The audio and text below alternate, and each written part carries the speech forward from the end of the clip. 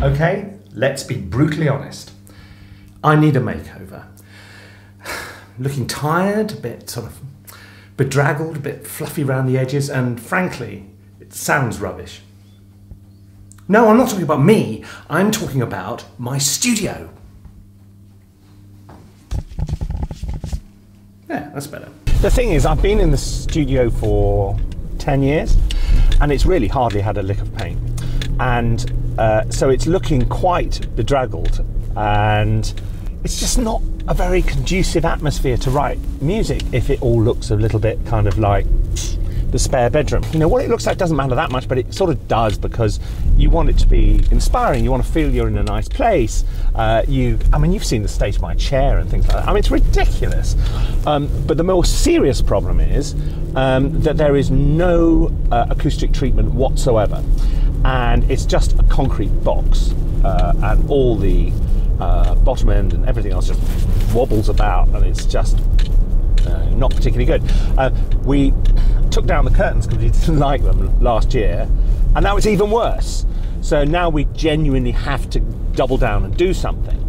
Oh, here's a car. Say good morning to the nice man in the car. Mate. Morning. How you doing? What's that? I'm doing a blog video again. I do little videos for YouTube. Oh, okay. Yeah, we do lots and lots and lots of them. So anyway, I'm just going to talk to my little camera and sit in the corner. What the plan is, we're going to buy an off-the-shelf acoustic treatment pack from a company called GIK. I've used them before. Their stuff is really efficient and pretty good value. I've had acoustic treatment done in a London studio before, and it cost an absolute double-die fortune, and frankly, wasn't very efficient.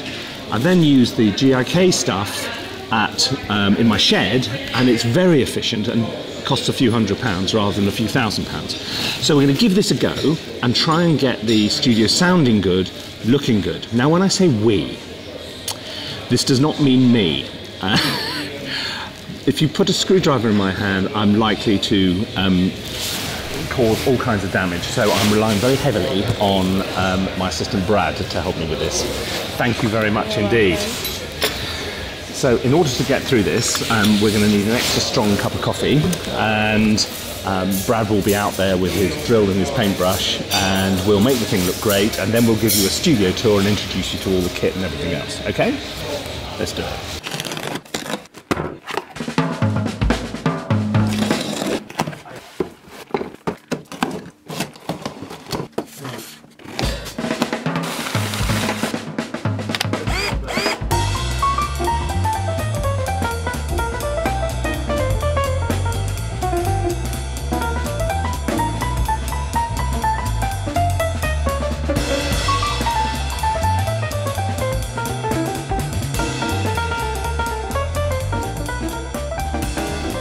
Welcome to the new look studio. First thing which strikes you about this, apart from the lighting, is how incredibly quiet it is compared to how it was before. I mean, in terms of, it's not completely dead, but it's a much, much more controlled acoustic environment. You just hear it or don't hear it as soon as you walk through the door. So what we've got is 6 of these, which are early reflection panels, which significantly cut down the amount of sound bouncing around the room. We've got 4 of these, which are great big bass traps, which you put in the corners, because that's the best location for absorbing unwanted bouncy bass. And we've got another one which sticks on the back wall. And just for a bit of fun, we've put these LED rope lights behind all the panels. So, and they're all controlled by remote controls, so that I can change the which one's this? More lights. Here we go. Shall we have some red lighting? Look. Sorry. Small things like that make me laugh. I think it's quite funny. Anyway, so let me now give you the tour of the room. So this is my working environment. These are bog standard off-the-shelf office furniture. The keyboard is now discontinued. It's an M-Audio Oxygen 88. So it's an 88 note weighted keyboard. I really enjoy playing it, and the thing I like best about it is it's got all these integrated sliders and buttons. So I can map all these to all the controllers I use all the time, CC7, CC11. I've got the 3 up here, which I use for Spitfire volume, close mics, stream mics, and ambience. They're mapped to CC 24, 23, and 22, as inside all the Spitfire instruments. I have another controller here, which is the Akai APC Mini. Now, the APC Mini, as I think I explained the other day, let me just unplug it for a second. The point of the APC Mini is it's designed to control Ableton Live. And so it's very cheap. It's 40 something pounds, 50 quid. So it's not programmable, but each one of these buttons comes preset, sending a MIDI note message starting at C-2. Now the advantage of this is, with a lot of libraries like Spitfire, the controllers are mapped to those C-2 and things, which is way off the bottom of the keyboard. So either you have to constantly transpose down your keyboard, or you have something like this, which you can use to just literally for doing key switches and things like that. So the sliders, the volumes I use in real time while I'm playing, as you've probably noticed in the past, for things like CC7 and CC11. So volume and stuff, so I can put some sort of welly into it. The screen, I have a Raven MTI2. For ordinary DAW work like this, I don't use it as a touchscreen very much. I mean, that's partly because I have a second studio, which is at home in a home office in the garden, and that I've got used to having all my most important functions preset on the F keys at the top of, of an ordinary keyboard, because I haven't got a second Raven in the shed. There wouldn't really be room. And so because I'm so used to that, I don't use the Raven for what it's really supposed to be used for when I come here. What I do use it for is when I'm mixing, and particularly in Pro Tools, because then you've got proper touchscreen for mixing in Pro Tools, which is absolutely great. What I really like though is the way it sits on the desk so I can see it, but it's down, so it's not actually getting in the way of the monitors, which are behind. So I get a really good, it doesn't interfere with the acoustics, yet it's right there in front of me, so I can work very fast and efficiently with it, if you see what I mean. The only thing which hasn't arrived yet is the chair. Look, I'm still on this awful old chair. At some point today, my backside is in for a real treat. I can't believe I just said that. But we're going to have a new chair, a new office chair, and it's going to be great. Let's talk about monitors and things like that. Now, what you'll see around there, oops, let's get stuck in. Okay, as you can see, whoops,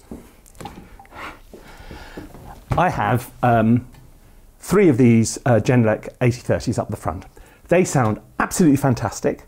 I've got a 5.1 monitoring system. Most of the time I'm working in stereo, so I'm just listening to left and right.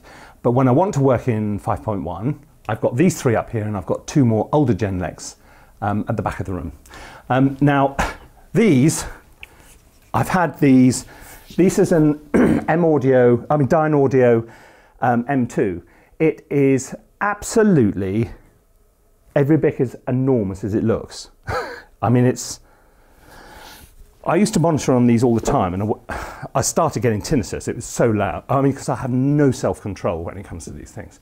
And it was just like the world's most deafening pair of headphones. So I don't frankly use them very much anymore, but they do look nice. I've spent 90% of my time listening to the Genelecs. I also have a pair of Sennheiser 650s, which are open back headphones, which are really good for monitoring on. That's what I used to listen, that's what I used to check my mixes with when this room was like a concrete box. But I wonder if you can hear the fact that it really isn't like that now. One of the many downsides of doing surround sound is you need something like this, and these are really expensive. This is an SPL surround sound controller. You know, just to have a big volume knob for 5.1 is really complicated and expensive. I've got lots and lots of acoustic instruments, some of which are around and about. I do have a very nice Bechstein grind piano, which sits here, due for a bit of tuning, as you can hear. I have a whole load of more exotic instruments. Got a Strat, got a 12-string, got a Cora with machine heads, which I got from a wonderful bloke in Brighton who makes these. It's a fantastic instrument, if only I could play it, as you may remember from a previous edition. What about this friend up here? I often ask people what this is. It comes from Madagascar. It's a valija. Many years ago I did a wildlife series for the BBC, which was all about primates, and the first episode was shot entirely in Madagascar. So I took myself there with recording equipment and recorded all these amazing local musicians and choirs, and it was absolutely fantastic. And one of the musicians gave me a valija. I mean, what a nice bloke. Anyway, when it comes to the sound card, I'm still using a Motu 2408. It's an old card interface. It sounds fine. I mean, it's probably due for an upgrade, but frankly, the chair comes first. In terms of computers, I've got two in the back here. Oh, this little room is where all the horrors now live, in this little room. This is actually where we record voiceover when I clear this out. I mean, it's literally got these foam tiles on the wall, and it's very effective. Right, what do we have here? We have, this is an old 2009 5.1 Mac Pro. It's 12 core. It's not got much RAM in. It's got 32, 64, something like that. Not huge. This thing, on the other hand, is a beast. It's an 18-core PC with 128 gigabytes of RAM, running Windows 7. And what I used to have lots of slaves, PCs, but now I've just got the one because it's so big and it's just much easier to run with one machine rather than dozens of them. If you have 4 or 5 machines, that's 4 or 5 times as much chance of them all going wrong. Believe me, I've been there. Okay, so we're not going into the software side of things today. That can be a different little occasion. But so I'm running Cubase on the Mac in here, and then I have all my templates set up running on a PC slave, which is here. And it works great. The actual software setup is quite complicated. So I've got 4 monitors, video monitors. I've got that one from the PC, I've got the Raven here, I've got the movie up in front of me, and I've got a spare monitor there, which I tend to have the mix up on a lot of the time, so I can just see what's going on. But one of the problems I found, and I still haven't found a perfect solution to it, is if you have all these screens, they get in the way of the audio monitors. Now the Raven can recline elegantly like that. Look, ooh, pop, which is quite fun, and it works. You know, it's useful. So you can get it out of the way of the sound if you need to. But the others, I need to find a new solution for that. So it's a very nice working environment. I really like working here, but I also have a second studio, which is at my home, because now the education business, ThinkSpace Education, is getting larger. We've got over 100 postgraduate students in 30 countries. It takes people to look after them, and we've got quite a few people working here, and I prefer writing music sometimes when it's just me and nobody knocking on the door. So I've set up a studio at home. Let's go and have a look at that. Now my other studio is here in the garden of my home. We're not very far from the sea on the Sussex coast. It's about, I don't know, just a short 30-second trot across the garden and you end up with my perfect place. This is my shed. Many of you have been in here before, not physically, but virtually. And so I thought I'd give you a quick guided tour and try and explain why I find this the best possible place to write music. Right, so first of all, let's have a little tour of the shed itself. The shed is a 12 by 12 home office set in a corner of the garden. It's got glass on two sides, as you can see, which is acoustically not great, but we've got more of those acoustic panels on the wall here, so you can see that I'm at least making an effort, but clearly acoustically this room is not going to sound fantastic. But the reason it's so great is having this glass around you allows you to see outside, and most of the day I just get the most incredible view of hundreds of birds coming to the bird feeders. I'm a very serious bird watcher. I do lots of surveys for the British Tropical Ornithology and things like that, and we have some fantastic birds in the garden. You know, we get bramblings and siskins and redstarts and black redstarts and golden oriole and honey buzzard and all those other things which other birders go, ooh, whereas the most people go, not interested. Okay, but look, so the physical environment, however, I would contend, is very important in making a happy composer. And a happy composer makes great music, or at least makes less bad music. Okay, there we go. Now, so let me talk you through what we got. So we have one single computer. It's down here. It's a 14 core i7, 128 gigabytes of RAM, and it is a beast, but it works really, really well. Let me just, before we go any further, actually, can I give you a quick word from our sponsor? If you want to write better music, better tunes, more interesting chord progressions, and fully develop your ideas, then check out my online course, How to Write Music. 6 hours of video tutorials, free downloads, a supportive online community, and a comprehensive course text. Take your music to the next level with How to Write Music. God, it's so good, I'm gonna buy it. You see, we do stuff like that. Okay, where were we? Yes, here we go. Let me show you. If I get Task Manager up, you'll see.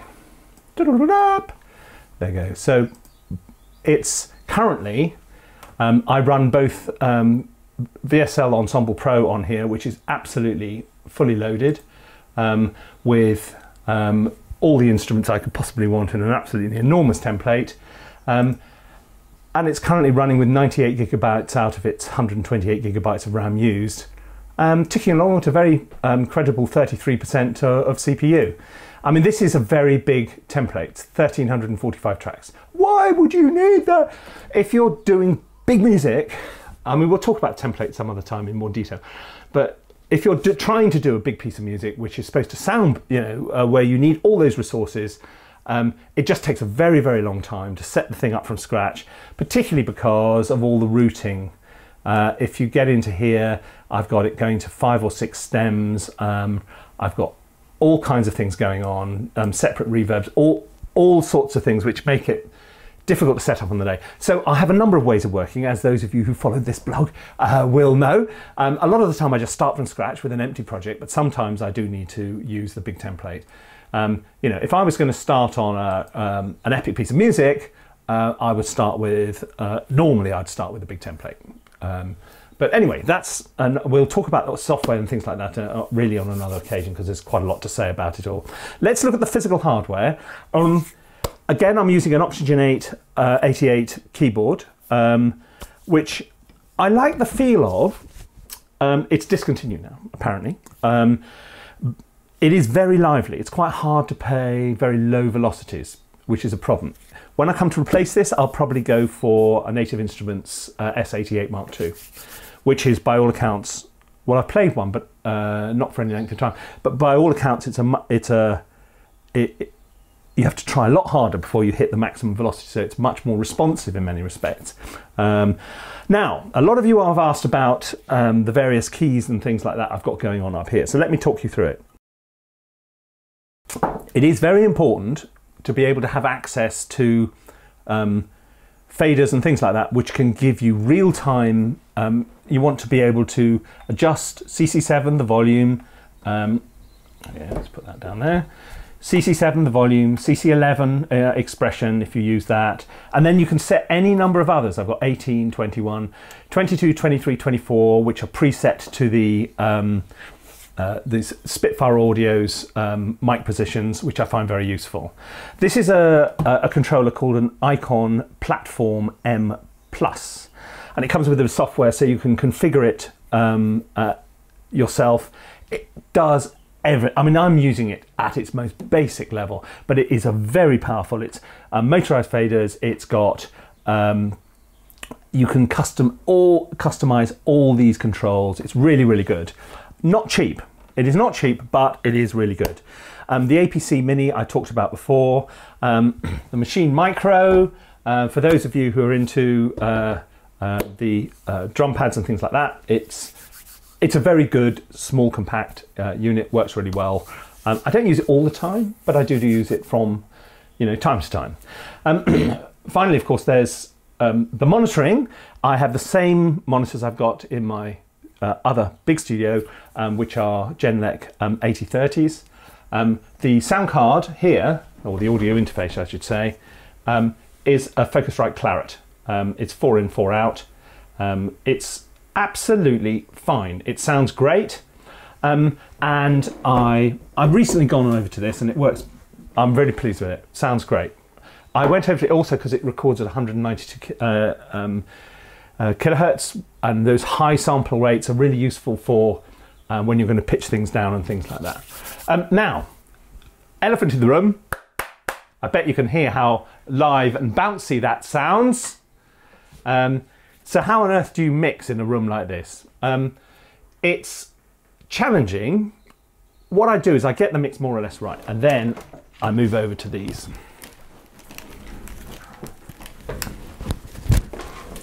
They're open back headphones. If you're used to working with closed back headphones, like, hang on, like these DT100s, DT100s are fantastic for recording because there's no spill whatsoever, and really, really useful for field recording, things like that. If you want to mix, I can hear the ambience around me, and it somehow makes a huge difference. I mean, these are they? Yeah, these are HD 650s by Sennheiser. There you go. Go on. It's trying to line up on my face rather than these. Never mind.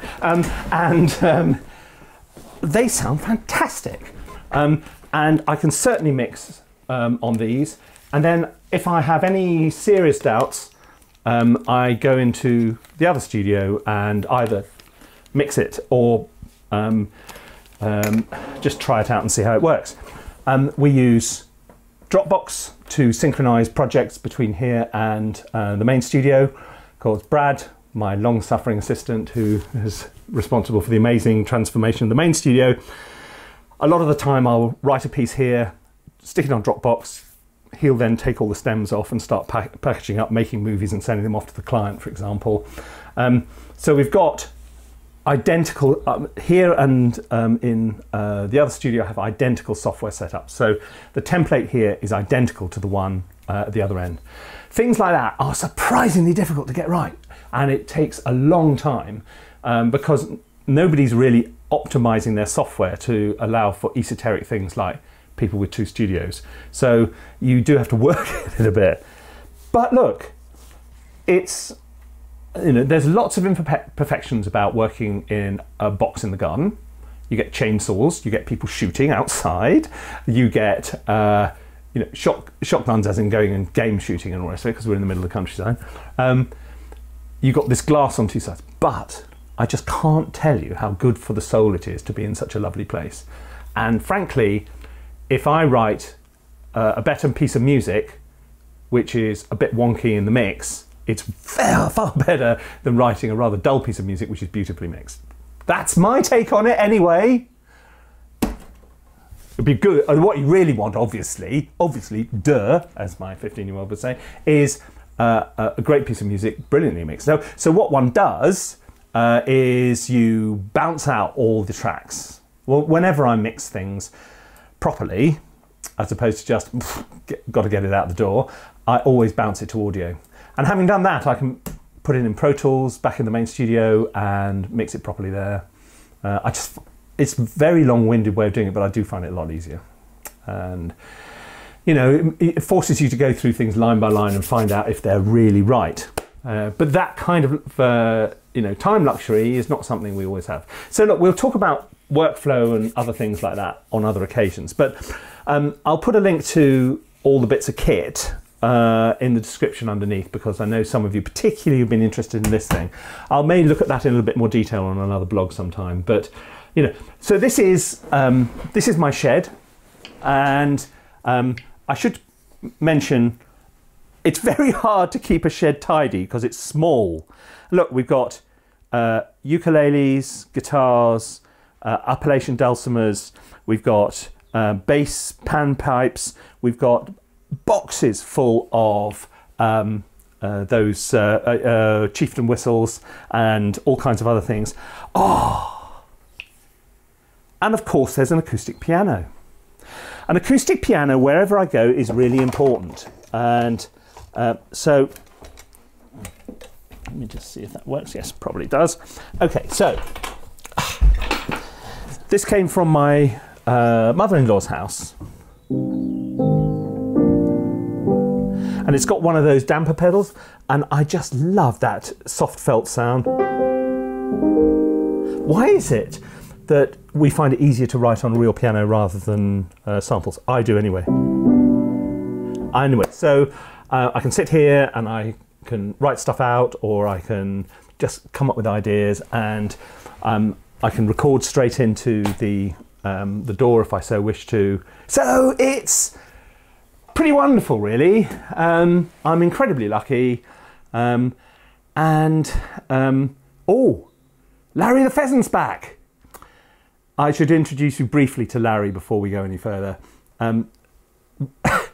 Larry is a cut above the average pheasant. Go slowly, not just scaring them off. You see, all the others are running around in the fields around here, trying to find their own food and getting shot. Larry is clever than that. He's worked out if he comes here, I feed him, and there's almost no chance of him being shot. Well, I won't shoot him, can't speak for the rest of the family. But so Larry is a very bright pheasant, and I'm looking forward to his company for many years to come, as long as he's not stupid enough to wander off into the fields around and about. So look, I hope you've enjoyed this sort of whistle-stop tour of my hardware. If you enjoy this kind of thing, we do lots of reviews of gear, we do lots of scoring, things like that. Do remember to subscribe to the channel, and you know, it would be very nice to have your company on future episodes of this little blog. So from me, for the time being, from the heart of the West Sussex countryside in the south of England, see you very soon.